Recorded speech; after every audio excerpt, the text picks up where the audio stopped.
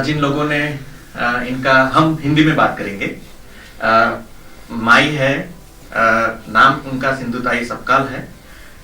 मैंने अभी ही उनको जाके बोला है कि मैं अनाथ नहीं हूँ, मेरे मम्मी पापा आज भी है, लेकिन मैं आपका बच्चा हूँ। और मैंने उनकी अपॉइंटमेंट भी दे दी है कि मैं आपको कैसे हेल्प करना चाहता हूँ। तो हम लोग पुणे जा रहे हैं नेक्स्ट ये महीने में, तो मैंने अपॉइंटमेंट भी उनकी ले ली है उनके आश्रम में कि मैं उनको कैसे हेल्प कर सकता हूँ। तो हम उनको सब माई कहेंगे।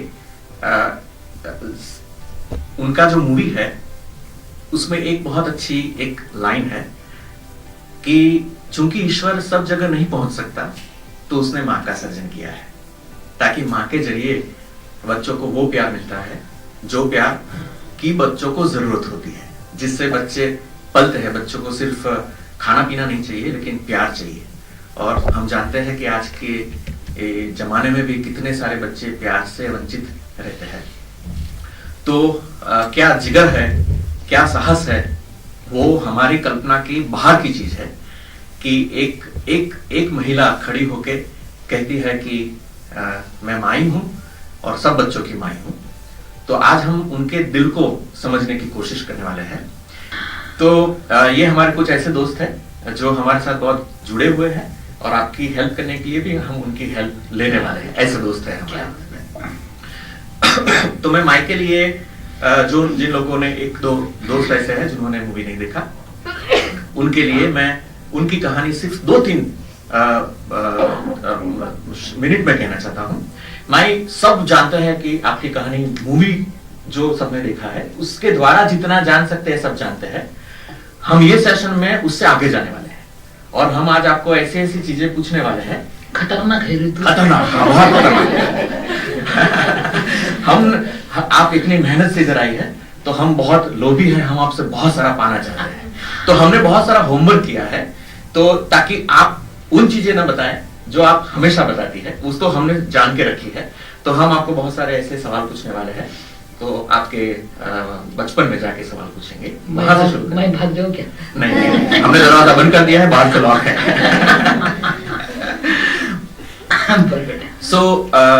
महाराष्ट्र के पुणे के पास एक हड़पसर नाम का एक विलेज है, वहां इनका जन्म हुआ। और नहीं, पुणे के पास नहीं, विदर्भ में। हाँ, यस, वहां उनका जन्म हुआ। और हाँ, और उनका बचपन में उनका नाम रखा था चिंदी। इसका मतलब होता है, हम अपने गुजराती में जने चिंदड़ी कहिए छे, कोई कपड़ा नहीं चिंदड़ी होय है, जिसका कोई मोल नहीं होता है। आज के जमाने में भी है, तो उस जमाने में भी था कि लड़कियां वेलकम नहीं थी, लड़कियां एक्सेप्टेबल नहीं थी, लड़के ही चाहिए सबको। तो उनका ये नाम रखा गया था। उनका स्ट्रगल आपने देखा है, पढ़ने में उनका कितना जी था, लेकिन उनका परिवार था, तो वो जो गाय चराते थे, तो उनका यही काम था। हमने मूवी में ये भी देखा है कि उनके पिताजी का कुछ सपोर्ट था उनको, उनकी वजह से थोड़ा बहुत वो पढ़ पाती थी चोरी छुपी से। फिर कैसे उनकी शादी हो गई, बहुत कम उम्र में उनकी शादी हुई। जब तक वो 12 साल में शादी हुई ना आपकी? 9 साल में शादी हुई। और 20 साल तक अगर हम फास्ट फॉरवर्ड करें तो आई थिंक 1973 में, माने जब आप 19 साल की थी, आपको जो घर छोड़ना पड़ा जब आप 20 साल की थी। 19 पूरा हो गया। हाँ, तो वो भी हमने मूवी में देखा है कि कैसे આપણે જેને ગુજરાતીમાં કાચા કન્ના કહીએ છીએ ને, जो मेल्स होते हैं वो कैसे अविश्वास करते हैं स्त्रियों पर। तो उनको घर छोड़ना पड़ा। कितनी गट से उन्होंने बच्ची को जन्म दिया और घर छोड़ के चली। इतना संघर्ष था जीवन में, कहाँ जाना उनको पता नहीं था। लेकिन कई दिल ऐसे होते हैं जिनको अगर कठिनाइयां मिलती है, उनको संघर्ष मिलते हैं, तो उनके दिल में चिंगारी आती है, और वो चिंगारी फिर मशाल बन जाती है और एक क्रांति करती है। तो कुछ उनको भी ऐसा लगा जब भटकते भटकते कि कितने सारे बच्चे हैं जिनका कोई नहीं है, तो क्यों ना मैं उनकी माई बनूं।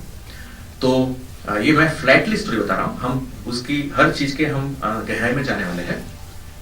तो आप सोचो कि अपनी खुद की बच्ची को पार्शलिटी ना हो, उनके लिए उन्होंने एक आश्रम में सौंपा, ताकि वो पूरी मुक्त होके सब बच्चों को एक साथ प्यार कर सके।